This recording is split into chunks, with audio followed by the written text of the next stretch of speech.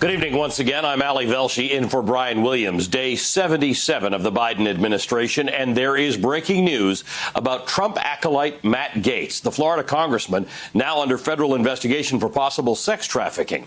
Tonight, the New York Times reveals Gaetz was looking to get a blanket pardon from former President Trump. Quote, in the final weeks of Mr. Trump's term, he privately asked the White House for blanket preemptive pardons for himself and unidentified congressional allies for any crimes they may have committed. Justice Department investigators had begun questioning Mr. Gaetz' associates about his conduct, including whether he had a sexual relationship with a 17-year-old that violated sex trafficking laws. Mr. Gaetz did not tell White House aides that he was under investigation for potential sex trafficking violations when he made the request.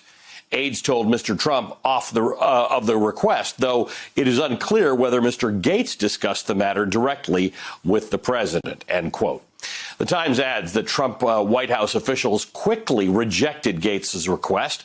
Gaetz has denied having sex with a 17-year-old or paying for sex, and a spokesman told the Times Gaetz did not privately request a pardon in connection with the continuing Justice Department inquiry. Yet in the final weeks of the Trump presidency, the Florida congressman did make this curious suggestion. President Trump should pardon Michael Flynn. He should pardon the Thanksgiving turkey. He should pardon everyone from himself to his administration officials to Joe Exotic if he has to, because you see from the radical left a bloodlust that will only be quenched if they come after the people who worked so hard to animate the Trump administration with the policies and the vigor and the effectiveness that delivered for the American people. Yeah. And so I think that the president ought to wield that pardon power effectively and robustly. Ironically, tonight's new reporting comes as Politico says Trump and his allies are trying to put some distance between themselves and Matt Gaetz, and that neither Trump nor anyone in his circle is rushing to Gaetz' defense. However, a pro-Trump women's group is promoting Gaetz' appearance this Friday at an event at the former president's Doral Resort. And Gaetz appears to be fundraising off the controversy. In an email to supporters, he accused the media of, quote, publishing lies to drag me down and trying to drag my dating life into their political attacks. Katie, let's start with you and this news that Matt Gaetz may have been sniffing around for a pardon, a blanket pardon. Do you have some sense of what the timeline was? Was he aware that the Justice Department was looking into his affairs at that point when he asked for that pardon? Do you know if they're connected at all? What's so interesting about the timeline here is that we saw Bill Barr in last February say, any investigations that involve sensitive political matters that could swing the election, we will take a pause on those as per usual and not revisit them, not take any obvious investigative steps until after the election. Remember, the election was not officially called for Biden until mid-November. So you do not see the FBI start taking big investigative steps like interviewing witnesses on any of these major political investigations, including the Gaetz investigation, until after that time. And that is right around the time that Matt Gaetz starts talking about pardons and these blanket pardons. We don't know how much he knew. We don't know how much he was informed. And we don't know whether the White House was informed. But we just know that he really felt like this would be a good idea and that people in the White House ultimately pushed back, saying a preemptive pardon would be going too far.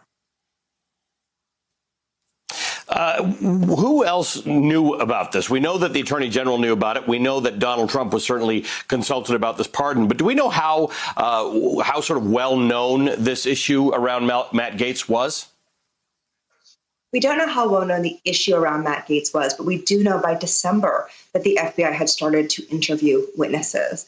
And so no matter how well known it was, certainly you can assume that as more and more witnesses were interviewed sort of around the holidays and later and through January, that would have gotten back somehow to people close to Matt Gaetz if he was paying attention to his own friends and colleagues.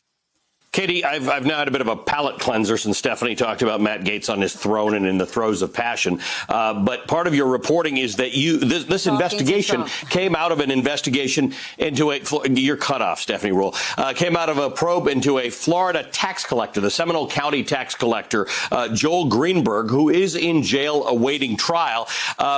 there's some speculation that the feds are putting pressure on him. He's got, I think, 30 plus charges against him right now to provide evidence against Matt Gaetz. What do we know about his situation and what he's up to? Yeah, the situation is very serious for Joel Greenberg. You know, the Justice Department first indicted him last summer. They've subsequently indicted him at least 2 more times, the most recently this year, adding additional charges around accusations that he defrauded one of the COVID relief lending programs and that he did that while he was out on bail.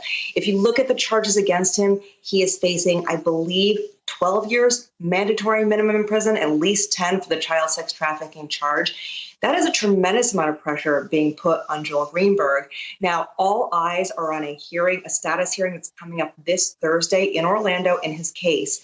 People are wondering what his lawyer is going to say, if his lawyer is going to acknowledge the additional pressure, if the lawyer is going to continue to say my client is innocent and we're going to trial. No matter what he says Thursday, it's going to be so widely watched that the judge in the case has already waived restrictions on reporters bringing in electronics because he got so many requests. So this is going to be a very well-watched status hearing to see what Greenberg will do.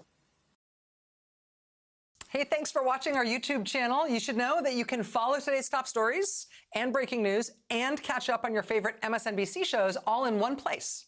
Download the NBC News app today.